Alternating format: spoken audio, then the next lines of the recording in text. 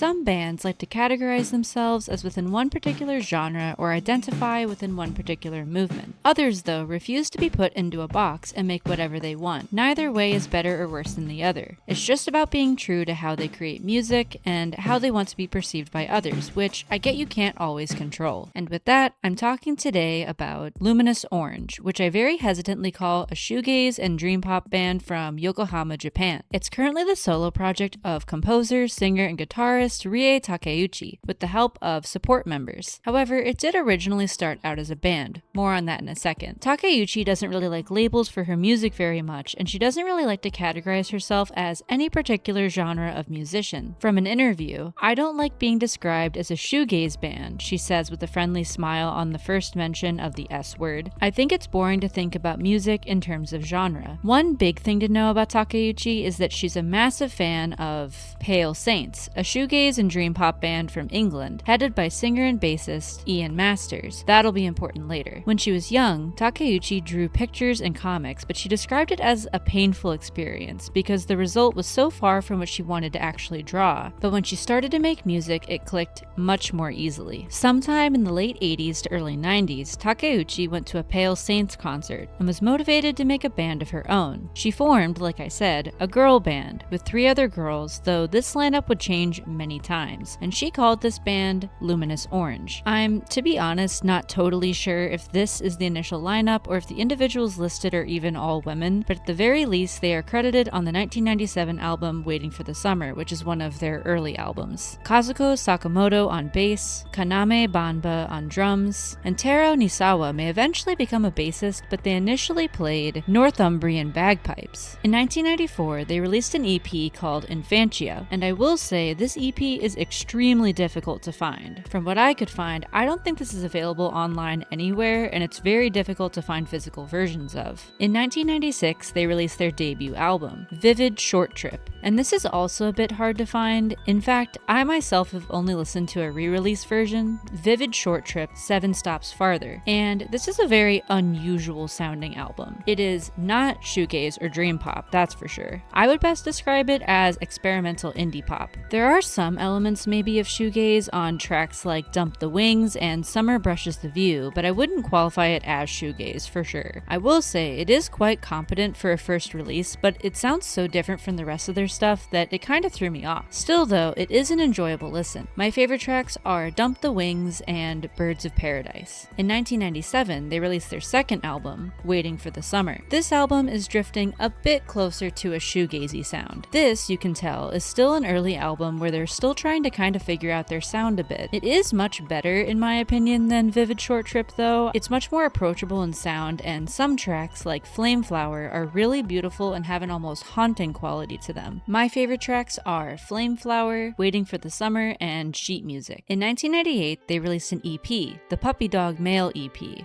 And this is a special one because it was released on the label Friendly Science and Registerments, which is owned by Ian Masters of Pale Saints. Masters became a big fan of Luminous Orange's music, so much so that he wanted to work with Takeuchi personally. The title track from the EP, Puppy Dog Male, appeared on a compilation album released by another famous record label, Trattoria, Prego 99 Camp Master. This label was owned by Cornelius, whose real name is Keigo Oyamada, a co-founder of the band Flipper's Guitar and one of the forefront musicians in the Shibuya Kei scene. Shibuya Kei is more of a subculture than a full musical movement, but Luminous Orange is sometimes associated with the movement alongside the shoegaze movement because of their association with Trattoria. I won't go super into Shibuya Kei in this video, but when I cover a more quintessential band to the movement like Flipper's Guitar, I likely will. Later that year, they released Sugar Coated, which is widely considered their first truly shoegaze album. Notably, on the track Chelsea Girl,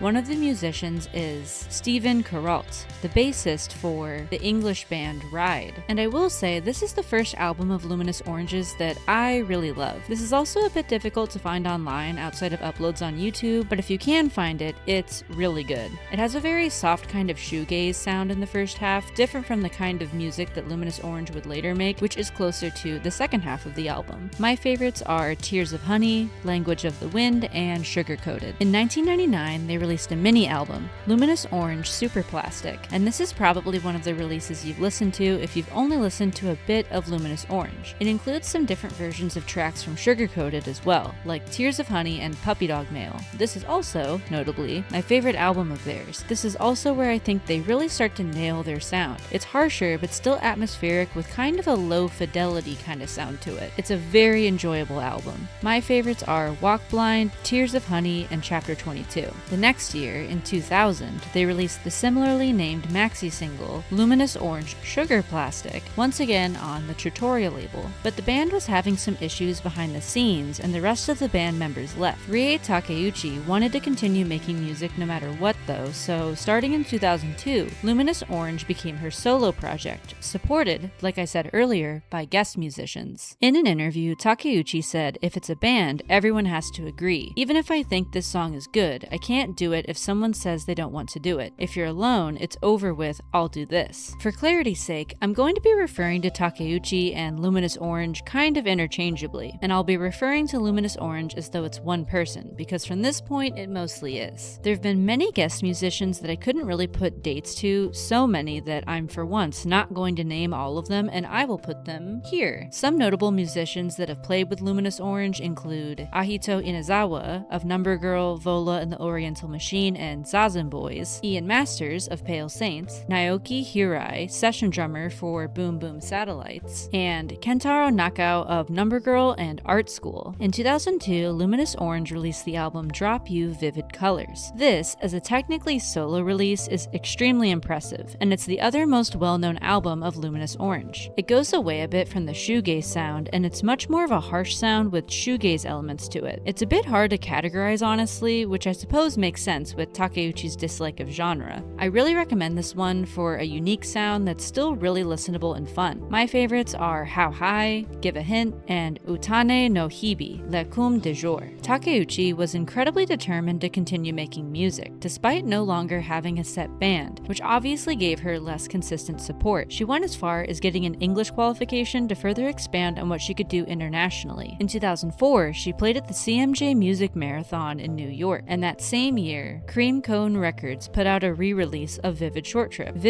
Trip 7 Stops Farther, which I mentioned earlier. She would return to America 2 years later for South by Southwest in Austin, Texas. She played a relatively small venue at the festival, which notably had pretty bad sound dampening apparently, and anytime someone left the venue, it would interrupt the performance. Still, she performed at South by Southwest again the next year in 2007, and performing at South by Southwest would let her have more contact with fans from outside of Japan. And later that year, she released Sakura Swirl on Music Related label, a very small record label based in Queens, New York, run by Trevor Sias, otherwise known as Pandatone, who she appeared to be friends with. This album is significant because it was also initially distributed internationally, not just in Japan. Notably, Ian Masters wrote some of the lyrics and contributed vocals and musical saw to Silver Kiss. Also, I believe Ahito Inazawa of Number Girl was the drummer on this based on the wording of the interviews. This is an interesting one. It definitely goes into a dream pop kind of sound, and I think it's really well done. It feels like a much more mature sounding album, which I really appreciate. It's probably the most solid album that Luminous Orange put out. My favorites are Every Single Child, Icicles, and Half a Boy. Ian Masters would go on to support Luminous Orange at 2 of her concerts in Taiwan. She wouldn't release anything else until 2009, a compilation album, Best of Luminous Orange, and she only really released this because of label pressure, but since the confirmed current drummer at the time, which was Inazawa in 2009, was too busy with his own band, which at the time was Vola and the Oriental Machine, and they weren't able to record anything new.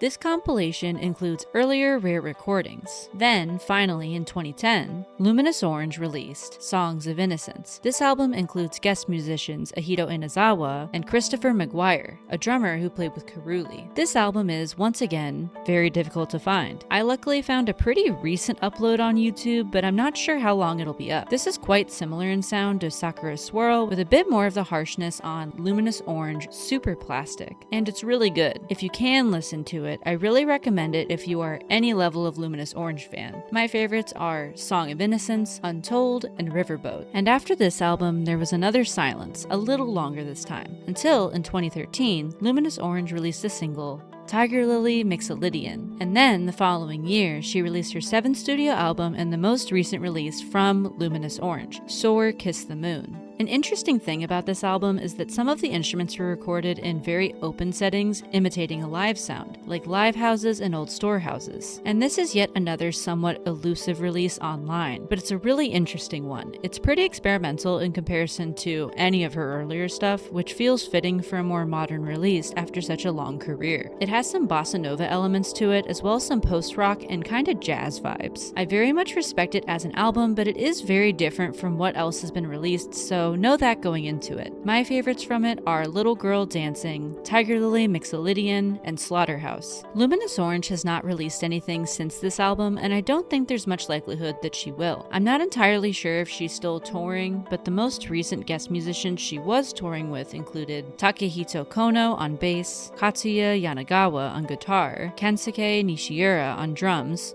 who played with Sotaisei Riron, Ito Hayashi on chorus and keyboard, and Hiroko Kawakami on chorus. Luminous Orange, or Rie Takeuchi's refusal to give up even when her entire band disbanded is really admirable to me. Also, her ability to not stay just within one particular genre and to kind of bend the boundaries of what she's working with is something that you don't see a lot of artists do well, but I think she really does. Even though she hasn't released something in a long time, I am interested in seeing what else she might create. And that's it. I had known a bit about Luminous Orange before researching for this video, but I had no idea that it had so many interesting connections to other bands that I listened to or that I've covered. I've said it before, but one of my favorite parts of researching for these videos is finding out how different bands are connected. It's so interesting to me. Thank you to these commenters for suggesting that I cover Luminous Orange. As always, let me know what your favorite Luminous Orange songs are, and let me know in the comments if there are any bands or artists that you'd like me to maybe eventually cover. Alright, well, I'll see you in the next video.